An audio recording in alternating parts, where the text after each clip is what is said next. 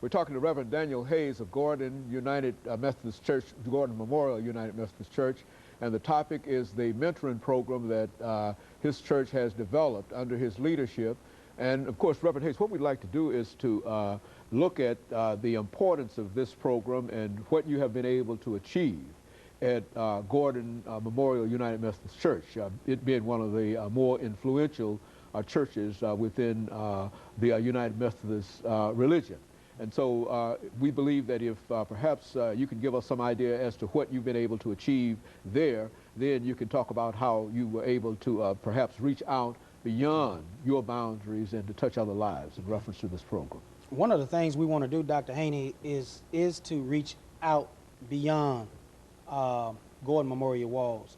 I've always believed, as when I put this program together, I always believe in all of our ministries that if I train my child, I'm not, and then I'm doing all right. But when my child gets into the real world and face other kids, if those kids are not trained, if those kids are not equipped with the same thing, then it does me little good to train mine. So what we have to do is to make sure that we're training the whole community so everyone will have respect for everyone, and we think we're doing that. Even beyond young gentlemen, some of the programs we have at Gordon Memorial, we're developing programs all the times that will help our children and our youth, male and female. Sister Celinda Hughes came up with a program entitled ID, Safety ID. So our kids, all of our kids are being ID'd. But that's one program. We're developing programs for our children, for our youth. We're coming up with all kind of training and teaching things for our youth.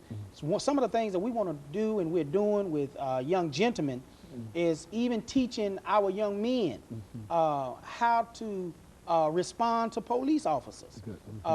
Young men are going to grow up. One day they're going to be driving. Especially black young men, this is crucial. If the police put his lights on behind a black young man, what do you do? If you have committed a small infraction of the law, even if you have done something else, the worst thing that a young man can do, and we're talking to our youth about this, is to take off and start speeding or jump out of your car running. Then what happens there is that you can cause danger to yourself. You can be killed. You can be put in jail, and you're going to have more charges. So what we're trying to teach young men, especially black young men, because they're already, everybody seems to be scared of our young men. So we tell them to pull over right away. We're teaching this. How to be stopped by the police. You could run a stop sign. You could be a red light. It could be something insignificant. But we don't want them to turn it into something major. So we are trying to teach them, pull over, how to talk to the police. Yes, sir, the police. It goes a long way. Respond, cooperate. And so these are things that we feel that are very important to the life and the health of young men. One of the things, Dr. Haney, that we really want to do is focus on our young people's dress.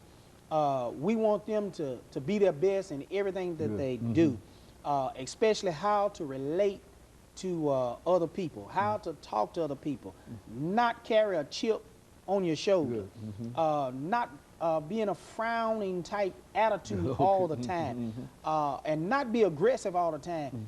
Sometimes be humble. And we believe that if you can humble yourself, that God will make a way for you even out of no way. And it goes a long way. And these are proven facts. So we want to focus on the attitude. We want to focus on the speech.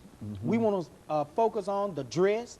We want to even focus on your facial expressions of young men. And this is some of the things that we are trying to do to make sure that they will have an opportunity in life. One of the things we stress is we're trying hard to make sure we keep young men out of juvenile, out of prison, and keep them in school, keep them reaching for dreams that would be valuable to their lives and that will benefit them through years to come. We've been talking about how to save money, how to budget, These are things that I think are very important from a time a kid get his first job. We got to start teaching kids, and we're doing that, teaching kids how to budget your money from day one. Make sure you give God his portion, and then make sure you put some money up for yourself for a rainy day. One of the things I think we're going to have to venture in is talking to the kids about controlling cell phone use, because that bill is, for a lot of you, getting kind of high.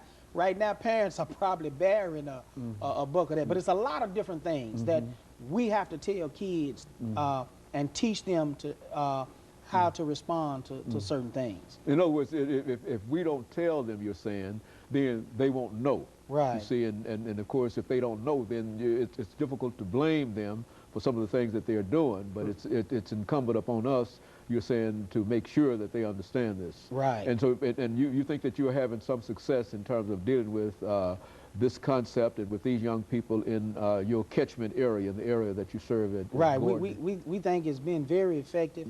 You know, today, Dr. Haney, we have to touch every avenue that we can.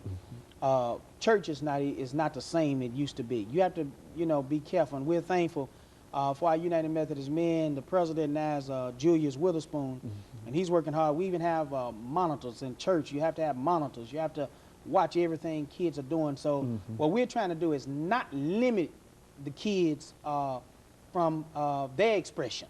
We don't want to limit them. We don't want to lock them up.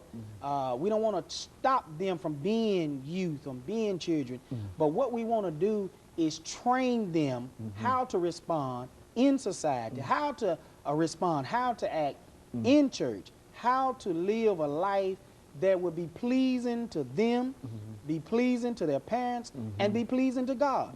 So we're trying to transform the boyish attitude into a gentleman attitude. Very good. So that's what we're trying to do. And so this concept, you believe that you can carry this beyond Gordon, beyond your Gordon Memorial United Methodist Church, and beyond your catchment area. Next, also let me say, because we had an opportunity to witness at a conference that was held quite recently, one of element of your church making a performance at this conference. Why don't you talk about that and how you were able to fascinate all of these individuals in reference to we have, that is our liturgical dance ministry, performed the open worship service at our Tennessee Annual Conference of the United Methodist Church that was held at First United Methodist Church in Murfreesboro, Tennessee. We have 4 liturgical dance groups under the leadership of Celinda Hughes, and they are outstanding. We have from the babies all the way up to whatever age you want to be to perform. And that's just one segment. We have an outstanding at Gordon Memorial Music Ministry under the leadership of Barbara Thomas. And we have about, I think, 6 or 7 choirs. We have an outstanding youth ministry within itself. Youth ministry that's training our youth to be good citizens. That's one of the things we are focusing on, how to be a good citizen even in times like this. We have to do it, but we got to expand out. We have to go into schools. We have to go into the community. We have to go into places that we don't want to go, because if we're only concerned about Gordon Memorial youth, one day we have to go into the real world and face other youth. So we're trying to reach as many youth as we can. Our programs are built at Gordon Memorial to reach out to the entire community and to even cross racial lines to bring everyone in. So our people can grow on one accord.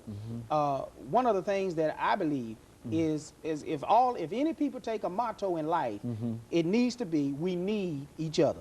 And that's what we're trying to build, a life where we understand we need each other. Oh, and of course, Reverend Hayes, let me thank you again over the last half minute or so that we have here for bringing us that excellent information. I think that on a show like this, we've had many persons to come, and one of the complaints they would often make is that the churches are not doing what they should do. They're not doing enough to fight AIDS, they're not doing enough to do this, and they're not doing enough to work with our young people. But it does appear as if at least one Gordon Memorial United Methodist Church is doing quite a bit in terms of trying to deal with some of the problems that we have with our young people, and we certainly appreciate you bringing us that information. And we would also encourage our audience to tune in again next week for another informative edition of Comments. Thank you and good morning.